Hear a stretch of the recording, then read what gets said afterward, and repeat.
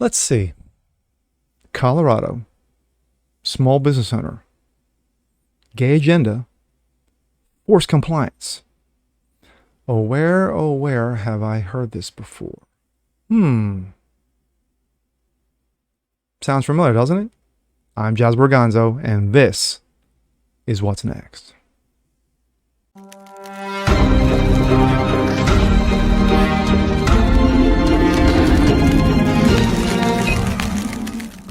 Good day, everyone. Jazz Borganzo here. Another episode of What's Next, your daily dose of common sense and facts. Hope you guys are doing well on this Tuesday. A few years ago, there was a story done about one Jack Phillips. Yes, the Colorado cake baker who was forced to comply in regards to making a cake, the infamous gay wedding cakes. Well, of course, this went through the state processes and what have you, because of course he sued, went all the way up to the Supreme Court, and the Supreme Court dropped the ball on regards to protecting those religious beliefs that are deeply held and protected by the Constitution. Well, fast forward to 2022, and here we go again. Let's take a look.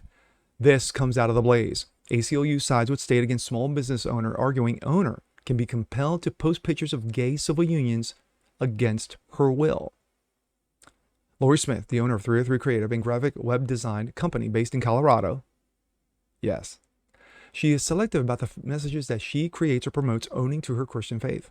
I'm always careful to avoid communicating ideas or messages that are inconsistent with my religious beliefs. Smith is generally willing to produce work on behalf of gays and transsexual customers. Yeah, let's add those in now this time around. However, she wants to begin offering wedding-related services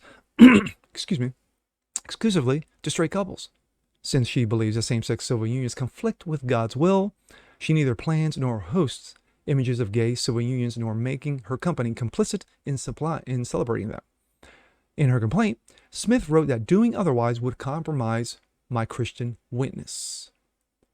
Recognizing that Colorado's Anti-Discrimination Act, yes, it is the Anti-American Act or Anti-Religious Act, will require her to do so. And keen not to violate CATA as it now stands, Smith has brought a pre-enforcement challenge to the law. Smith first filed her lawsuit back in 2016. Gee, right around Jack Phillips. Interesting.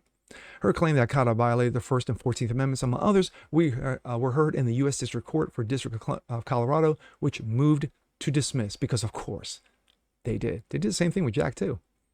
The U.S. Supreme Court announced in February that it would hear the 303 Creative LLC versus Ellenis later this year.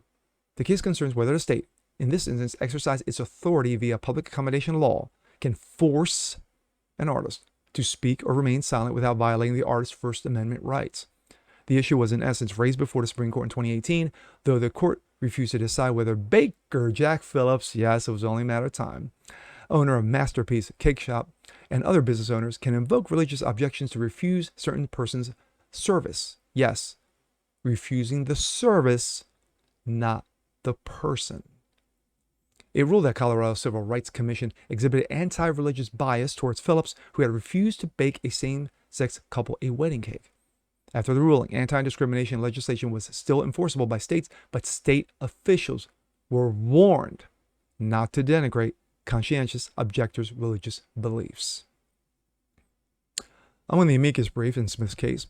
The United States Conference Catholic Bishops, Center for Constitutional Jurisprudence, was once filed by the American Civil Liberties Union, which is the anti-American Civil Liberties Union. The ACLU has a mandate to fight government abuse and vigorously defend individual freedoms, including speech and religion. That used to be the ACLU, no longer. In an amicus brief, the ACLU distinguished between an artist and an artist who intends to open his or her business to the public at large. The ACLU wrote that CATA leaves businesses free to select the content of products or services they sell to the public. It merely requires them to offer the goods for sale in a non-discriminatory manner. The example provided that a Christmas store can sell exclusive Christmas-related goods as opposed to Hanukkah goods, but cannot refuse to sell to Jewish customers. That makes no sense. You have Jewish people buying Christmas stuff all the time. And the ACLU suggests that COTA regulates businesses open to the public, but not to persons earning a living, instead through personal, individualized contracts. The ACLU then likened Smith's case to hypothetical architecture firm that serves the public that refuses to design homes for Muslims because it opposes their religion. Again, the hell that has to do with this? Reasons. Scott Shackelford offered another example demonstrating the trouble with ACLU's conflation of speech and customer discrimination. If 303 refuses the customer's request to host a bunch of images of an ISIS terrorist attack, is that discrimination against the customer's religion? If the customer is also a Muslim? Clearly it's not. She's refusing to host the images she finds objectionable. She has that right. Shackelford emphasized that the ACLU is doing everything in its power to encourage the court to reject any consideration of Smith and 303's First Amendment rights, even going so far as attempting to reframe the central question to make it appear as though these rights are not relevant to the case. In June's opinion piece, Smith discussed the death threats, cyber attacks, harassment, and ongoing threats she has faced for her stance, and wrote, quote, "Whether your beliefs align with mine or not, all of us are at risk if the government that happens to be in power gets to say these views are permitted and these are not." My thoughts. The fact of the matter is that, once again, here we go again. It's Jack Phillips all over again, and it's right around the same timeline. She filed in 2016, Jack Phillips in 2018. So this is, once again, this is absolutely ridiculous.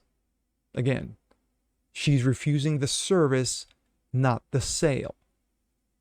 If I'm doing a web design, if I'm baking a cake, if I'm selling a widget, you come into my business, black, white, six heads, gay, straight, I don't care. It's about making the sale. Now, if you say, hey, I like Joe and Joe on this cake, I like Joe and Joe on this picture here, I can say as a business owner, yeah, I'm not digging it. I'm not refusing you, I'm refusing the service because I find it objectionable against my religious beliefs, which are protected by the Constitution. I see this case going differently. I see this case going in a win, just like Jack Phillips, but the difference is that I think Supreme Court is going to make the distinction to say this is what needs to be done versus what Jack Phillips did, because all the Supreme Court did with Jack Phillips was to slap Colorado's anti-religious law, discrimination law, wherever you want to call it, a slap on the wrist. This will be more than a slap on the wrist, because this will reverberate throughout the entire nation to make it very clear.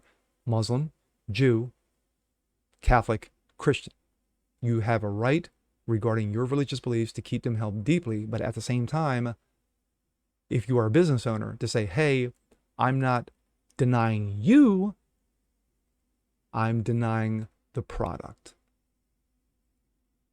And with that being said, I'm Jazz Barganzo. This is what's next. I want to see more just like this. Please leave a comment below. Like it, share it, subscribe to it. And we'll catch you guys next time. Peace.